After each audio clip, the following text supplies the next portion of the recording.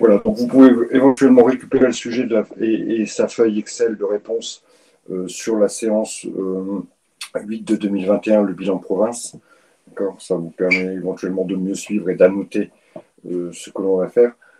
Avant d'attaquer ça, je vais quand même évidemment vous refaire un petit calcul, d'accord, vous remontrer la technique de l'élaboration du bilan fonctionnel et la lecture que l'on peut avoir du bilan. Quelles sont les choses qui sont importantes à voir, à connaître. Je vous dis encore une fois, il n'y a pas énormément. Donc, je vais me servir donc, de la même feuille pour moi, hein, comme ça vous l'aurez aussi en correction. Et voilà, ça c'est l'exercice. Je vais passer sur une partie là, qui sera la partie. Hop. Alors, d'abord, un bilan.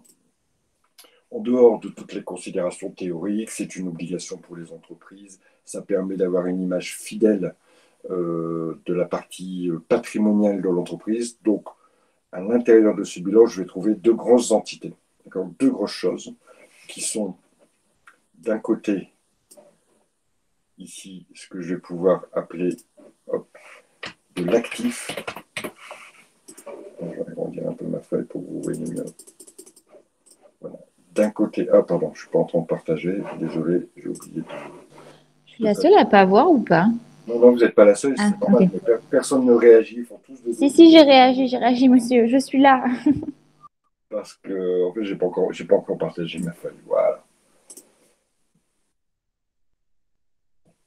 Voilà. Donc, deux grosses parties. Hein. Une première partie qu'on va appeler l'actif et une deuxième partie de ce qu'on va appeler le passif. Ça, ce sont les termes que l'on va retrouver sur le document. Maintenant, qu'est-ce que le passif et qu'est-ce que l'actif? Ce sont des choses que je vais vous mettre en rouge ici. L'actif représente tout ce que possède l'entreprise.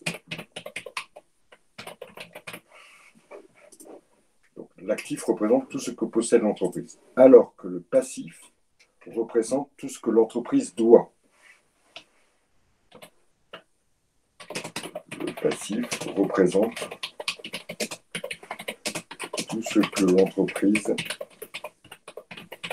doit.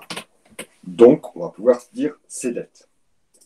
Donc, d'un côté, on a tout ce que l'entreprise possède et de l'autre, tout ce que l'entreprise doit. Voilà déjà nos deux gros blocs. Ça, il faut l'avoir en tête. Ça, il faut le maîtriser, il faut le savoir, que tout ce que l'entreprise possède, on va le retrouver au niveau de l'actif et tout ce qu'elle doit, on va le retrouver au niveau du passif. Donc son patrimoine se situe au niveau de l'actif, alors que ses dettes se situent au niveau du passif. Monsieur, excusez-moi.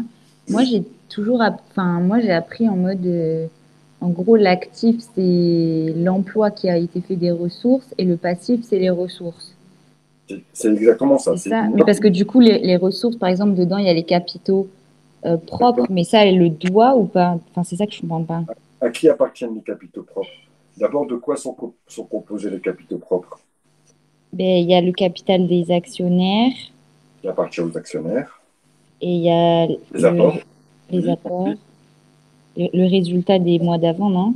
Le résultat de l'exercice. De l'exercice antérieur. Alors, des exercices antérieurs, non, mais de l'exercice, oui. De l'exercice antérieur, on va le retrouver éventuellement dans le report annuel. Ah oui, de l'exercice tout court, en fait. Voilà, de l'exercice tout court. Hein. Alors, tout ça, le résultat, c'est quoi? C'est le bénéfice. Le bénéfice, il a vocation, quand vous avez investi dans une entreprise, c'est pour en retirer les bénéfices. D'accord. Donc, encore une fois, le bénéfice, il a vocation à être distribué aux différents associés. Donc, ça reste une dette. Alors, c'est une dette un peu différente. D'accord. Oui, je vois ce que vous voulez dire. On a un peu moins, cette idée que ce que l'on doit aux associés reste une dette, mais si, voilà, ce que l'on doit aux associés reste une dette, que ce soit capital, que ce soit des réserves qui auraient pu être constituées, que ce soit du report à nouveau qui représente les bénéfices générés antérieurement et qui n'auraient pas été distribués, ou que ce soit le bénéfice de l'année, le résultat de l'année, qui lui a vocation à être distribué par la suite. En fait, l'entreprise, elle n'a jamais rien, à part des trucs À part de l'actif, en fait. Enfin, c'est bizarre un peu. Bah, c'est ce qu'elle possède. Ce que Ouais. possède l'entreprise elle-même, d'accord, ce qui lui appartient, c'est son actif. Et son Mm. actif, il va être divisé en deux grandes parties. Est-ce que vous vous souvenez de ces deux grandes parties de l'actif? Oui, c'est immobilisé, donc ça, c'est ce qui sert de façon durable. Et actif circulant, c'est qui est destiné, on va dire, à partir, enfin, à quitter l'entreprise au bout d'un moment, par exemple les stocks ou. C'est tout à fait ça. C'est tout à fait ça, effectivement. Donc, on va retrouver ce qu'on appelle l'actif immobilisé. Immobilisé. Vous vous souvenez qu'on a discuté, on a fait un chapitre de révision sur les immobilisations. C'est justement là que l'on va retrouver la partie des immobilisations, dans la partie actif immobilisé. Très concrètement, qu'est-ce que c'est? C'est le matériel que l'entreprise possède. Alors, ça peut être du matériel qui est corporel, donc il y a une véritable existence physique, d'accord? Ou encore un bien qui peut avoir un caractère incorporel, c'est-à-dire qu'il n'y a pas de réalité tangible, de réalité physique, telle qu'un brevet, une licence ou encore un fonds de commerce. D'accord. Quand vous avez une licence d'un logiciel, bon, ça ne se touche pas à une licence. Bon, le morceau de papier, la licence, c'est quoi? C'est un droit d'utilisation du logiciel. Donc ça reste quand même ce qu'on appelle une immobilisation, mais cette fois-ci, elle aura un caractère incorporel, ça veut dire qu'elle n'est pas, voilà, elle n'est pas palpable, en quelque sorte. Vous l'avez très bien dit aussi, on va retrouver une partie d'actifs circulants. Donc il n'y a pas vocation à être dans l'entreprise.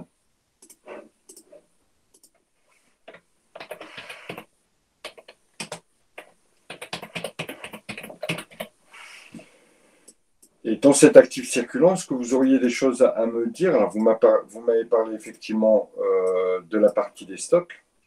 Très bien. Alors, on va retrouver traditionnellement trois grands postes. D'accord. Les stocks. Bon, on sait ce que c'est que les stocks de marchandises dans une entreprise. Qu'est-ce qu'on va retrouver encore? Les créances. Les créances. Alors, est-ce que vous savez me donner une définition en vos propres termes de ce que sont les créances? Ben, je dirais qu'une créance client, c'est par exemple un client qui a pas encore payé mais qui doit payer. Donc c'est de l'argent qu'il nous doit. Très bien, c'est exactement ça. Donc, c'est l'ensemble, parce qu'ici, on va parler d'un ensemble, hein, c'est l'ensemble des factures que j'ai émises à destination de mes clients, mais qui n'ont pas encore réglé, mais qui n'ont pas encore été réglés par ces mêmes clients. Donc, ce qui veut bien dire que c'est l'argent qu'on me doit. A priori, je suis propriétaire de cet argent. Voilà pourquoi ça fait partie de mon actif. Cet argent, il m'appartient. Simplement, il n'est pas encore entre mes mains. Il est encore entre les mains de mes clients qui doivent me le donner. Et ça, parce qu'on a un accord sur un paiement décalé. Donc, les créances clients recensent l'ensemble des sommes qui sont dues à l'entreprise par ses clients. Dernier grand poste que l'on retrouve dans l'actif circulant, est-ce que vous avez une idée?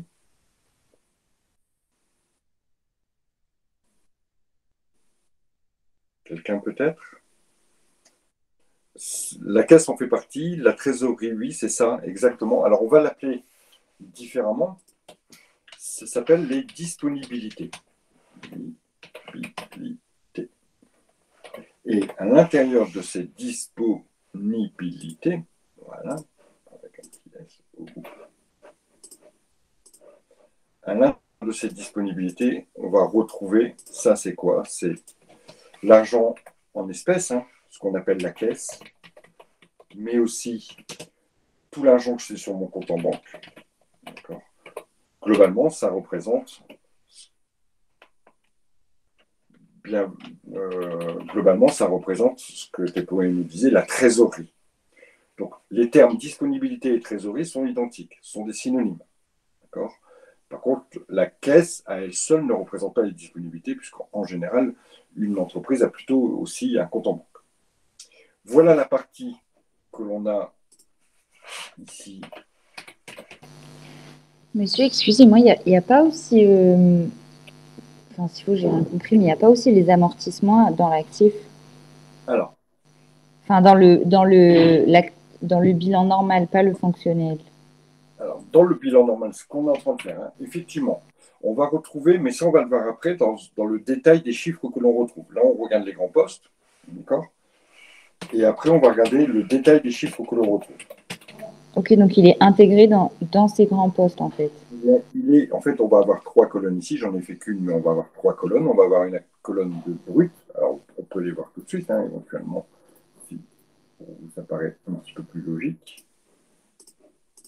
Donc, mon actif ici, maintenant, au niveau des colonnes que je vais retrouver, des montants qui sont inscrits.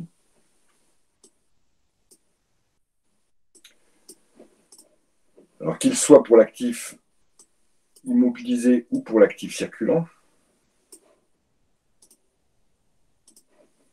on va retrouver 3 postes. On va retrouver ce qu'on appelle la valeur brute, le brut, l'amortissement, ou on l'appelle encore provision dans d'autres circonstances,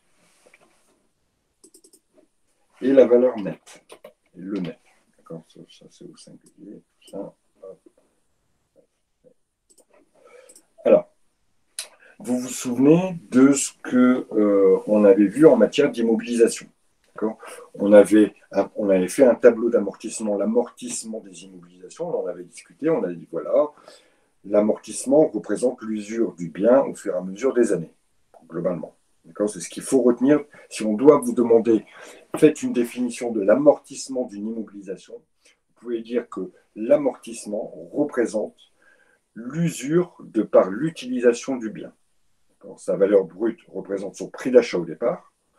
L'amortissement représente l'usure par son utilisation. Et donc la valeur nette représente finalement ce qu'il reste entre la valeur brute moins l'amortissement. Donc sa valeur nette, c'est quelque part, on pourrait l'imager par la valeur à l'Argus de votre voiture.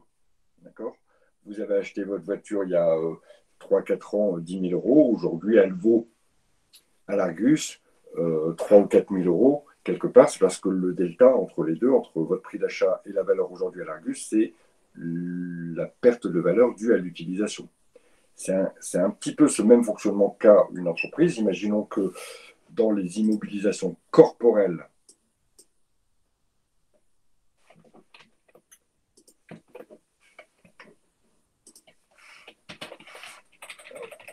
on va faire ça comme ça. On a une camionnette qui au départ valait 10 000 euros, qui a été amortie déjà pour la moitié du temps, donc 5 000 euros. On va dire plutôt les 3/4 du temps, hein, 7 500 euros. Aujourd'hui, dans mes comptes, elle vaut 2 500 euros. Donc, si vous devez donner l'explication de l'amortissement et du calcul de la valeur nette, la valeur nette, ici, elle représente ce que l'on a dans notre tableau d'amortissement, hein, quand on parlait de VNC, valeur nette comptable. Dernière colonne du tableau d'amortissement. Ici, la valeur nette représente la valeur résiduelle, la valeur que vaut aujourd'hui encore le bien dans nos comptes. Alors, on va trouver un troisième type d'amortissement que je vais, un troisième type d'immobilisation. On ne va pas trop en parler, mais malgré tout, vous pourriez éventuellement. Ce sont les immobilisations financières. Alors, au même titre, dans notre bilan ici, alors on va faire ça, on va dire qu'il y a 2 000 euros de stock. Hop, valeur, que mes clients me doivent 15 000 euros.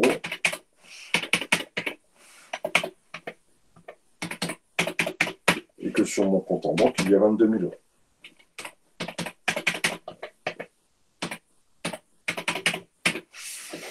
Voilà les montants que je peux retrouver au niveau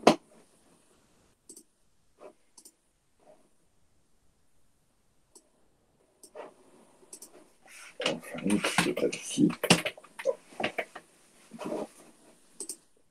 Alors, il faut bien retenir une chose, c'est que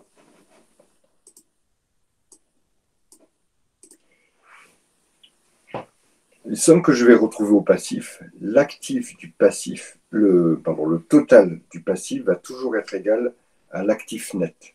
D'accord ? C'est à cause du principe d'enregistrement et justement des ressources et des emplois dont nous parlait tout à l'heure Charlotte, D'un côté, j'ai de l'argent que j'ai pu avoir grâce à des emprunts, mais grâce aussi à des dettes que j'ai contractées auprès de mes fournisseurs. L'argent que je ne leur donne pas, finalement, il est dans ma poche. Grâce à ça, j'ai pu faire des choses dans mon entreprise et acheter des choses pour le cycle d'exploitation de mon entreprise. C'est pour ça qu'on parle d'un côté des ressources et de l'autre côté des emplois. Dans une première grosse partie, on va retrouver ce que Charlotte a nommé tout à l'heure, les capitaux propres. Les capitaux qui sont à l'intérieur de l'entreprise. Donc, dans ces capitaux propres,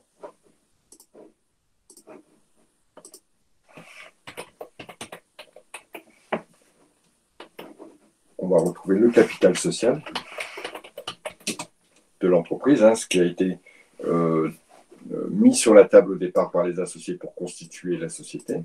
Donc, imaginons ici qu'on ait un capital oral social de 10 000 euros. Et on va retrouver, alors moi je vais me limiter à un seul poste, c'est celui du résultat.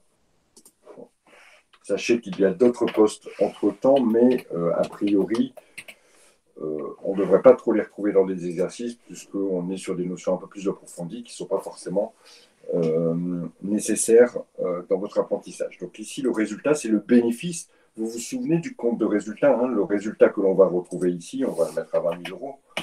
Le résultat que l'on va retrouver ici, c'est le résultat qui est issu de mon compte de résultat, donc qui, ici, est le révélateur de la rentabilité de l'entreprise. Est-ce que l'entreprise est rentable ou pas? D'accord. Ici, a priori, mon entreprise est rentable puisqu'elle a gagné. C'est ce qu'elle a gagné ici. C'est un résultat qui est un bénéfice.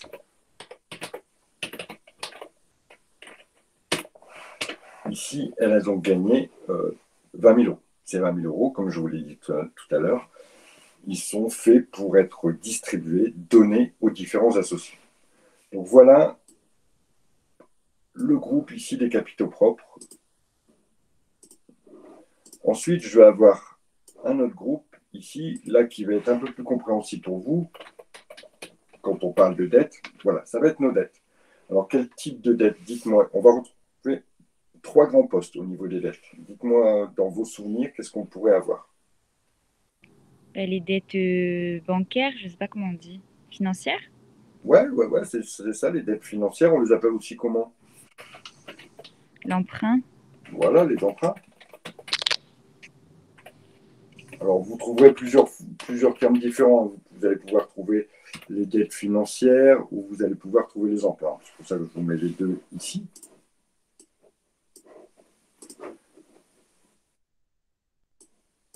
Alors, imaginons que ma société est un emprunt auprès d'un établissement bancaire de 2 000 euros. Qu'est-ce qu'on va pouvoir retrouver?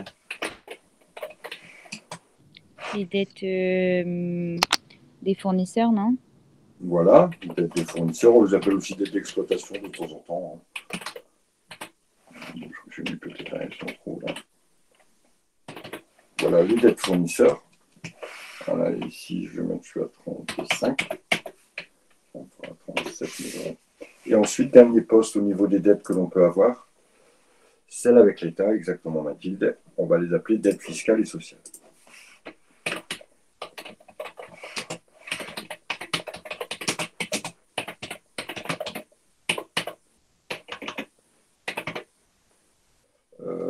Je suis à 37.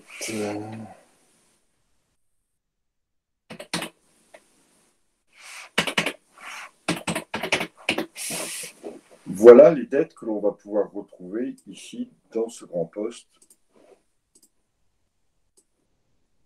au niveau des dettes de la société. On va retrouver de nouveau un total en bas.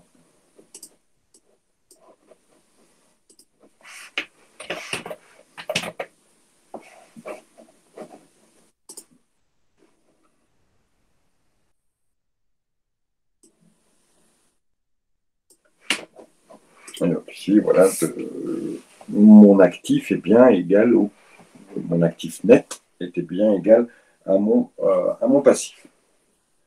Une fois que j'ai compris, voilà, que je connais mes postes, ça il faut le savoir, ça il faut savoir le refaire tout seul et savoir quelles sont les explications pour chaque poste. Il y en a qui sont un peu faciles parce que bon voilà, on le devine, de par le nom qui est employé. Mais quand on ne le sait pas, voilà, il faut apprendre que les disponibilités, c'est toute la trésorerie qui sont représentées par la caisse et la banque. Une fois que vous savez ça, vous connaissez l'essentiel. Le bilan, il n'y a pas que ces postes-là. Vous imaginez bien que, je crois que dans vos exercices, on vous a montré un vrai bilan. Il y a 10 ou 20 postes en plus dans chaque partie, mais qui sont inutiles pour vous. Ici, on vous demande les grands postes. Donc, à partir de ce bilan comptable, qui ne fait apparaître que finalement des éléments relativement statiques, hein, on peut vous interroger sur dire, voilà le bilan, quel est le montant des créances clients, combien nous doivent nos clients. Là, c'est de la lecture. C'est d'ailleurs ce qui était posé comme question en 2018, où on demandait d'aller lire, voilà, quel est le montant des emprunts. Bon, voilà. On avait le bilan et le compte de résultat, d'accord. Il fallait, avec ces deux documents, aller rechercher un certain nombre d'informations. Ce qu'on cherchait à savoir ici, à mettre en avant, c'est est-ce que l'élève sait où se trouvent les chiffres clés. On parle du chiffre d'affaires, on parle du bénéfice, généralement de combien nous doivent les clients, et éventuellement quel est le montant de la trésorerie. Donc ça, il faut le connaître. D'accord. Il n'y a aucun doute là-dessus. Si on devait vous interroger là-dessus, il faut connaître, il faut voir ce fonctionnement. Ensuite, de ce bilan, on peut vous demander, comme du tableau du compte de résultat, on vous a demandé d'établir les SIG, donc qui donnent d'autres repères et d'autres indicateurs pour l'interprétation de l'efficacité économique de l'entreprise. Ici, on peut vous demander aussi un deuxième type de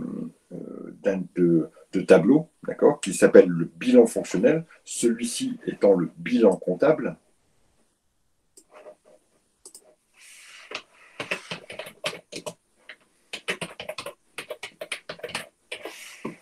On peut vous demander un deuxième tableau, à reconstituer un deuxième tableau qui s'appelle le bilan fonctionnel. Et là, c'est pas très compliqué. C'est pas très compliqué. On va reprendre les chiffres, un peu comme dans le tableau des SIG, on va reprendre les chiffres et on va les retravailler différemment pour leur donner une autre signification. Ici, ils ont une signification statique, simplement d'image de ce que possède, de ce que doit l'entreprise. Maintenant, on va chercher à savoir comment elle se finance. D'accord. Et pour cela, on va faire six grands groupes. Un premier groupe qui va être constitué des capitaux propres plus les emprunts. Un premier groupe qui va être constitué de ce que j'ai mis en couleur ici et de ce que je vais mettre en jaune. Ça, c'est le premier groupe. Ce premier groupe s'appelle, jaune, les ressources stables.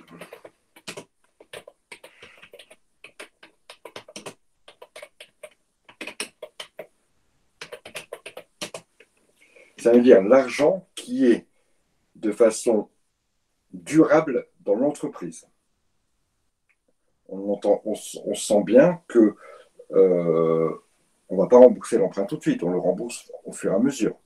Alors que la dette fournisseur a plutôt, tendance elle a plutôt vocation à être payée dès un mois, dès 2 mois. Au même titre que les dettes fiscales et sociales, ce que vous devez à l'État, vous n'allez pas le payer dans 2 ans. Pour les dettes sociales, les salaires, vous n'allez pas les payer dans 6 mois.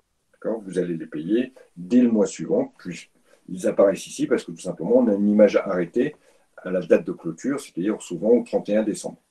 Au 31 décembre, on a telle dette, mais peut-être qu'au 15 janvier, un certain nombre de dettes auront déjà été payées. Mais bon, on est obligé de se fier à des chiffres, et ces chiffres, ils sont arrêtés là au 31 décembre. Parallèlement à ça, on va trouver derrière les emplois stables, c'est-à-dire les besoins de financement durables. Ces emplois stables, ici, on va les retrouver dans cette partie-là. Vous voyez qu'elle n'est pas différente. C'est l'actif immobilisé, les emplois stables. On va le mettre en bleu.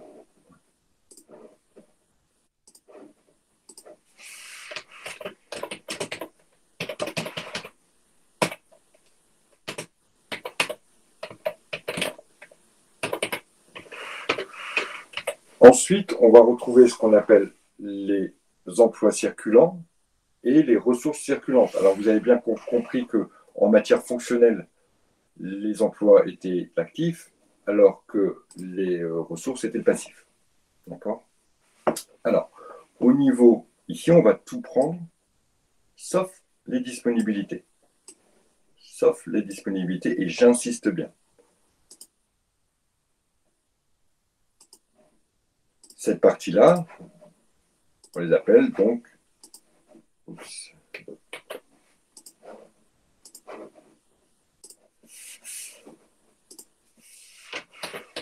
les emplois circulants.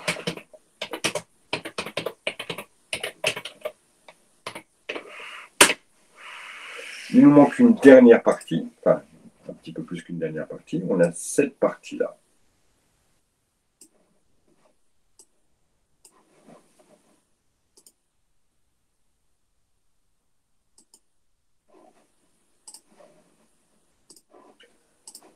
Qu'on appelle les ressources circulantes.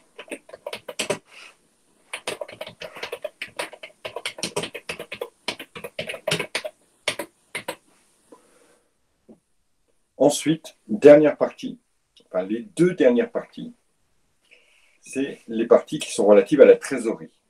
On a la trésorerie active, celle qui me sert, celle que j'ai, et la trésorerie passive, celle éventuellement que je n'ai pas. Comment on peut avoir, comment vous pourriez être, enfin, c'est assez clair, la question elle va être assez facile. Comment ça s'appelle quand on est négatif à la banque?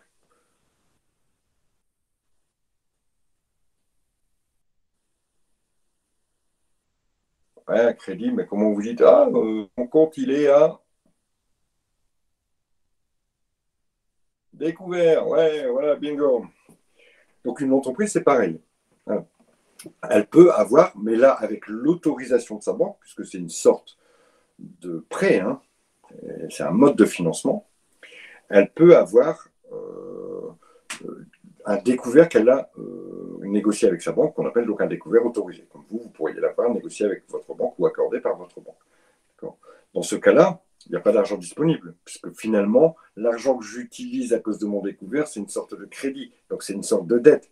Si votre compte, vous êtes à -100, vous payez un fournisseur pour 200, donc votre compte il va descendre à -300, les 200 que vous avez utilisés, c'est l'argent que vous n'avez pas. Donc quelque part, c'est l'argent que la banque vous avance ou la banque vous prête. Donc ça ne peut pas être de la trésorerie, c'est de la trésorerie négative, d'accord. Et c'est ce qu'on appelle de la trésorerie passive. On a deux types de trésorerie. Hop, on va les trouver une couleur ici. Ça, c'est la trésorerie active, celle que j'ai.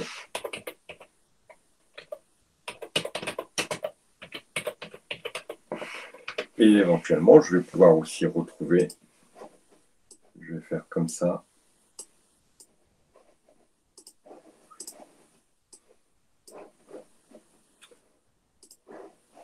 Et je vais marquer découvert bancaire.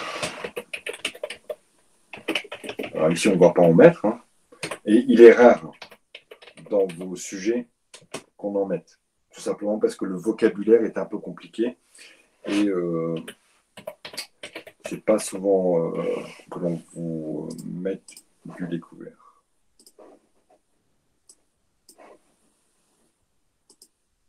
Mettre un peu plus foncé.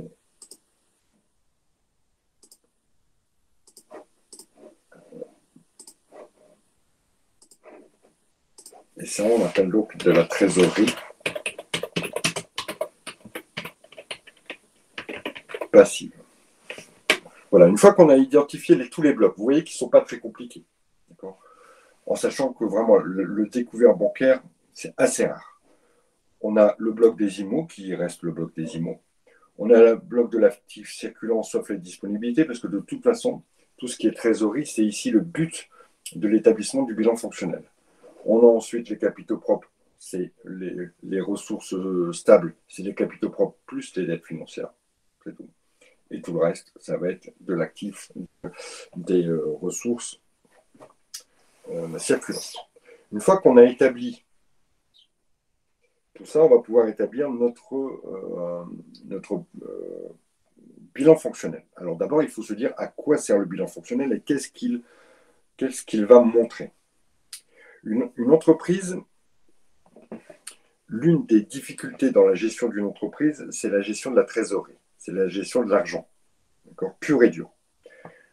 Des stocks, on a des clients, on a des rapports avec la banque, des rapports avec les fournisseurs, on fait des investissements dans les immobilisations corporelles, tout ça, c'est évidemment le métier du chef d'entreprise. Mais dans les petites structures, et même dans les moyennes structures, je dirais, la chose la plus compliquée, c'est l'argent qu'il y a sur le compte en banque. Vais-je en avoir assez pour payer mes fournisseurs?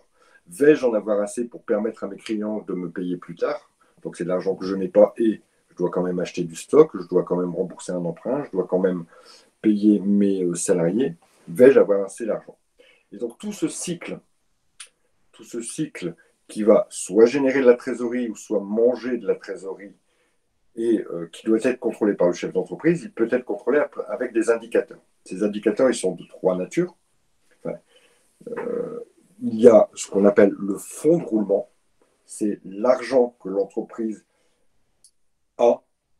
Il y a le besoin, c'est l'argent dont l'entreprise a besoin. Et il y a le reste, c'est ce qui reste sur le compte en banque. Imaginons que tous les mois, vous ayez un salaire de 3 000 euros, et que toutes vos charges de fonctionnement, vous, à titre personnel, payer votre loyer, remplir votre frigo, payer votre facture de téléphone, payer votre électricité, payer ça, payer votre voiture, payer l'essence, faire une sortie avec les copains, etc. Ça vous demande 2 500 euros. À la fin, il vous reste 500 euros. D'accord? L'entreprise, c'est la même chose. L'entreprise, c'est la même chose, sauf que elle, les flux sont beaucoup plus nombreux, d'accord, et qu'il faut les gérer. D'accord. Maintenant, imaginons une chose, vous avez 3 000 euros, toujours de salaire, et vos charges de fonctionnement vous demandent 2 990 euros, la marge de manœuvre, elle est toute petite, parce qu'à la fin du mois, il ne reste que 10 euros. S'il y a un souci, une charge à payer en plus, ou un retard, parce qu'après, il faudra attaquer le mois suivant, ou un retard dans le versement de votre salaire, c'est la catastrophe. Vous êtes en négatif. C'est ça, ici, bien sûr, à l'image de l'entreprise, que l'on va essayer de déterminer. Donc, on va fabriquer ce bilan fonctionnel qui va nous permettre d'établir les trois indicateurs de fonds de roulement net global, de besoin en fonds de roulement et de trésorerie nette. Alors, allons-y, voyons comment ça se fabrique. Première chose, on va retravailler notre bilan, comme il est là. D'accord. D'un côté, ça va porter un autre nom. D'un côté, ça va être les emplois.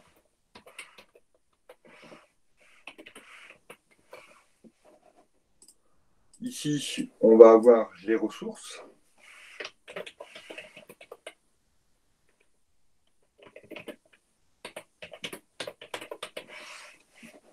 On va avoir tout ce qui est stable, tout ce qui est circulant.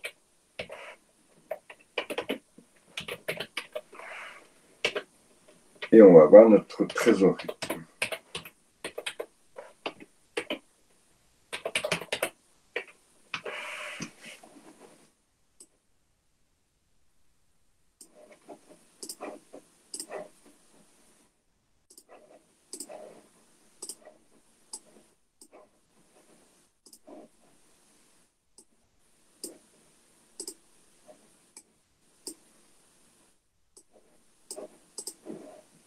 Ce que je vais faire, c'est que je vais mettre le calcul d'un côté, même s'il n'est pas très compliqué, et le résultat de l'autre. Ici, mon calcul, voilà. Ici, mon résultat.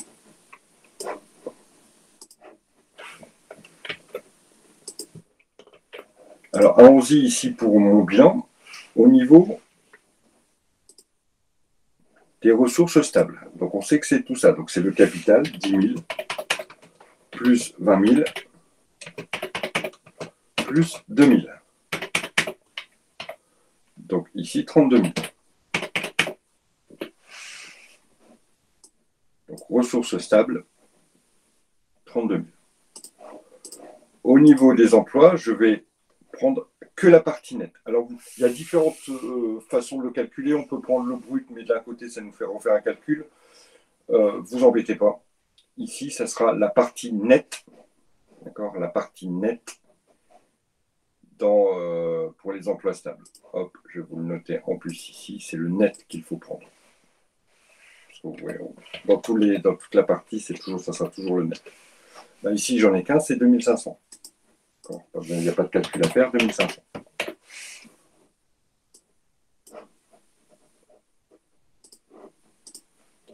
Au niveau des emplois circulants, j'ai toujours en valeur nette, 2000 plus 15 000. De l'autre côté, j'ai 5000 plus 4500.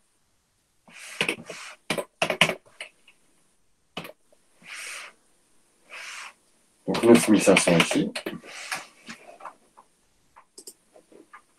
Et ici, 17 000. Trésorerie, 22 000.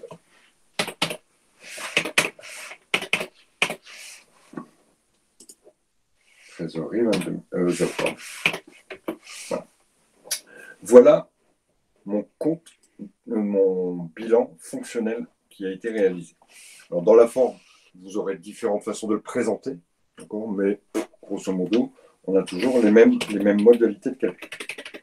Ça, c'est ce qu'on appelle le bilan fonctionnel.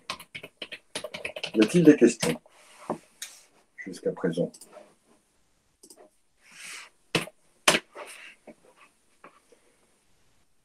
Pas de questions?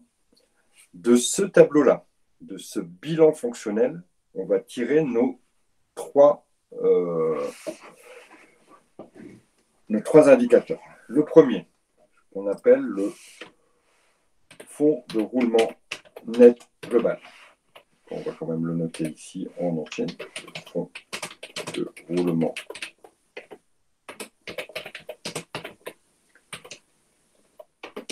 net global. Il se calcule de la façon suivante. Je fais les ressources stables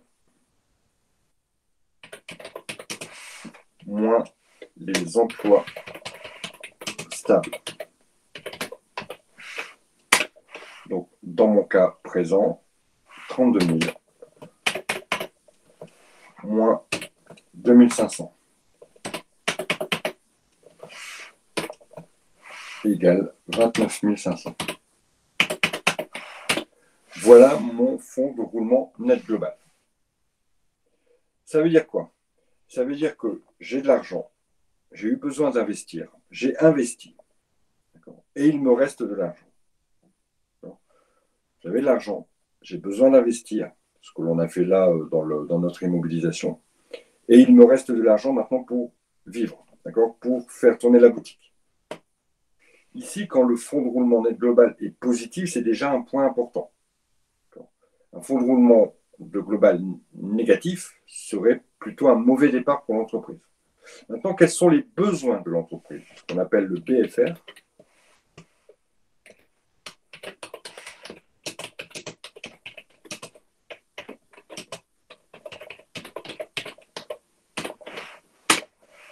Le BFR, il se calcule de la façon suivante. Les emplois circulants moins les ressources circulantes. Ici, 17 000 moins 9 500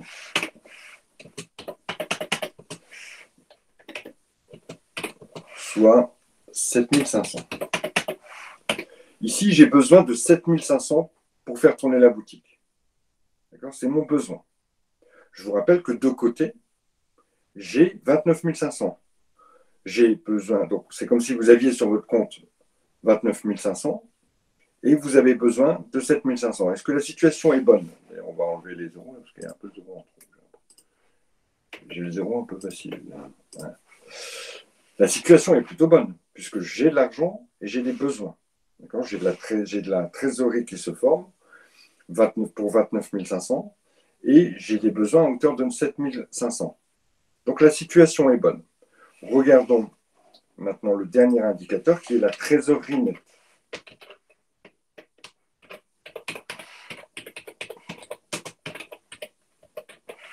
La trésorerie nette, c'est quoi? C'est la trésorerie active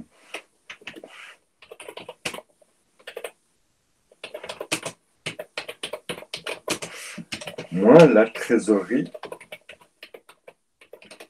passive.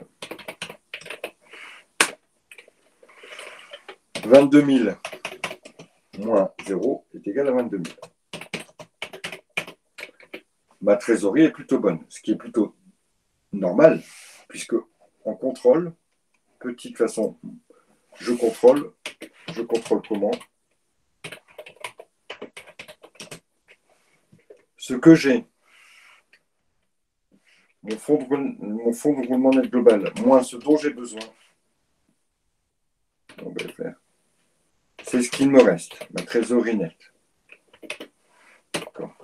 Ce que j'ai moins ce dont j'ai besoin, c'est ce qui me reste.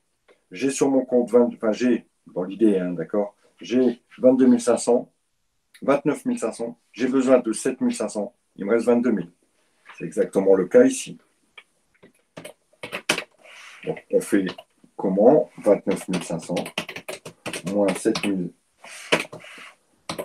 500 est égal à 22 000. Voilà, j'ai contrôlé et je sais que mes indicateurs sont bons et l'interprétation que je peux en avoir, voilà, je vais donner au fur et à mesure. Ça marche? Y a-t-il des questions? Non. Non, c'est bien comme ça, Alors, merci. je vous propose de vous entraîner. D'accord. Alors, on va essayer de... on va le lire. D'accord. Et vous le ferez pour demain ou je ne sais pas quand est-ce qu'on se revoit. D'accord. Parce que je ne pense pas qu'on ait le temps de le lire et Mercredi. bien de le voir ensemble. Voilà le sujet qui avait été demandé en 2018. D'accord. Alors, on avait du texte avant. Hein, c'est un monsieur, voilà, il vous demande d'étudier un peu ces documents. Il y a le compte de résultat ici, donc la feuille 1, renommée, c'est la partie bilan. Et dans la feuille 2, c'était le compte de résultat qui nous servira, mais un peu plus tard.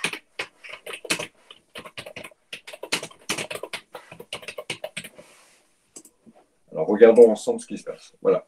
On nous dit, à l'aide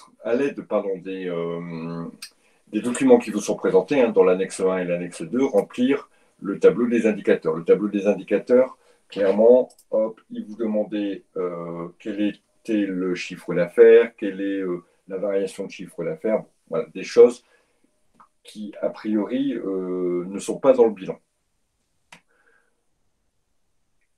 Ensuite, il nous demande la question 1-2 que l'on peut traiter puisqu'on parle du bilan. Il demande de justifier la valeur nette comptable des immobilisations au 31 décembre de l'année 2017. Donc ici, la valeur nette comptable totale des immobilisations, elle est de 129 110. D'accord. Montant que je vois.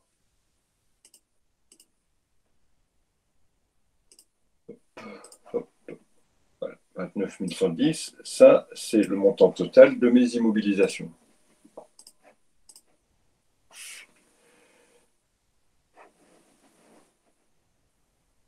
Donc, il dit, voilà, comment vous pouvez déterminer, comment ce chiffre a été déterminé? Alors, nous, on le sait, hein, c'est la valeur brute, la valeur d'achat de départ de l'ensemble des immobilisations, c'est-à-dire 140 900, moins les amortissements qui ont été constatés, donc qui sont le reflet de l'usure du bien. Alors là, c'est une usure économique, hein, mais qui sont l'effet de l'usure des biens, pour 11 790.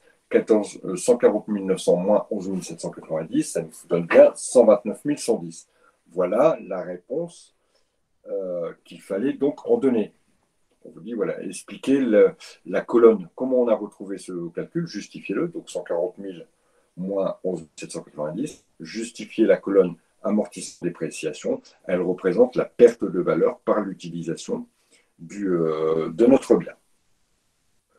Déterminer le montant dû par les clients au 31 décembre. C'est là où je vous disais, voilà, on teste votre connaissance de l'interprétation des documents. Les créances clients, c'est ce que les clients me doivent. D'accord. Donc le montant dû par mes clients au 31 décembre, je vais pouvoir le retrouver ici à l'actif, dans la partie actif circulant, pour un montant de 14 560, si je lis bien. Expliquer la variation du charge du personnel, ça, c'est pas du bilan, c'est du compte de résultat. Les soldes intermédiaires, c'est pas du bilan, c'est du compte de résultat. Établir le bilan fonctionnel. Voilà. Et calculer les indicateurs que je viens de vous montrer. Commenter la situation. Donc, c'est ce que vous ferez pour la prochaine fois. D'accord.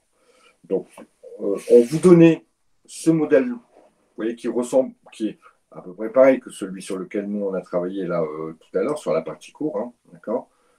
Voilà, finalement, c'est ça, mais on vous présentait différemment. Oh, pardon. On vous présentait différemment, on vous présentait comme ceci. C'est pas très grave, vous ne vous laissez pas démonter. Et puis, vous allez ici pouvoir faire votre bilan fonctionnel. Y a-t-il des questions par rapport à ça? Oui. Allez-y. En fait, moi, je pensais qu'ils étaient gentils, qu'ils nous donnaient le bilan. Parce que là, est-ce que vous pouvez juste répéter au final, c'est parce que du coup, pour moi, c'est facile après par rapport à l'autre bilan, mais c'est quoi qui va dans trésorerie active et passive?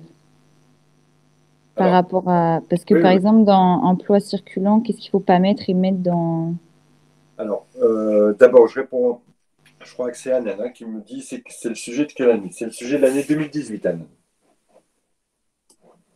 Je vérifie quand même. Hop, hop, hop. Année 2018, oui. C'est celui de l'année 2018. Bah, par rapport à ce qu'on a vu, déjà, tout à l'heure, est-ce que vous avez compris ce qu'on a vu là?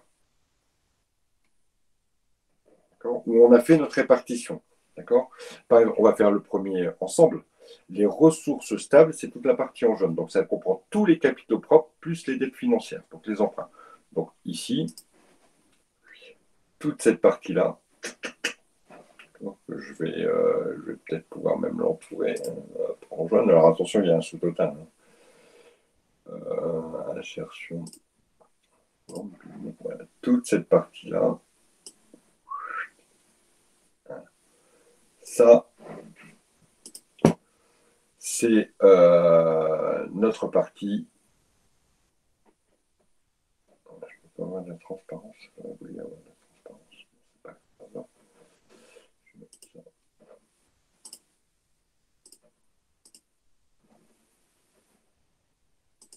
Voilà, toute cette partie-là, donc 77, puisque ça totalise ça, hein, 77 plus 9000, ça fait partie de nos ressources stables. Donc, on pouvait mettre capital, par exemple, résultat net de l'exercice, et puis emprunt, et puis avoir un total. Dans la partie emploi stable, on va reprendre 129 110. Alors, on peut le détailler, hein, pas de problème. Dans la partie actif emploi circulant, on va reprendre voilà, par rapport à ce que je vous ai expliqué tout à l'heure. Est-ce que je réponds un peu plus à votre question, mademoiselle Charlotte? Oui, et ce document, il sera sur le drive, monsieur, pour être sûr que Il est déjà dans votre cours. il est déjà dans notre cours, dans le drive, c'est-à-dire, vous voulez Pas dire. dans le drive, dans NetCampus. Ah, il est dans NetCampus. Ok, super. Il est dans la Merci. séance d'aujourd'hui de NetCampus, sans les explications de cours. Avec les couleurs et tout, là, c'est bien? Non, non, non, je vais le remettre. Alors attendez, Mm. il sera dès qu'on se quitte. D'accord? Ok, super. Je vais le remettre dans l'état où on s'est arrêté là. Merci beaucoup. Bon, bah écoutez, s'il n'y a pas d'autres questions, on va se quitter là. D'accord? Et puis, on se retrouve mercredi pour corriger ça et puis voir ce que vous n'avez pas compris. Et surtout, s'il y a des choses voilà, qui vous titillent, n'hésitez pas à préparer vos questions pour qu'on puisse voir ça. Ou sinon, on continuera cette partie-là et on améliorera nos connaissances. Ça marche pour tout le monde? Oui, merci beaucoup. Allez, je vous souhaite une bonne soirée et on se dit à mercredi. Ciao! Merci, à mercredi, au revoir.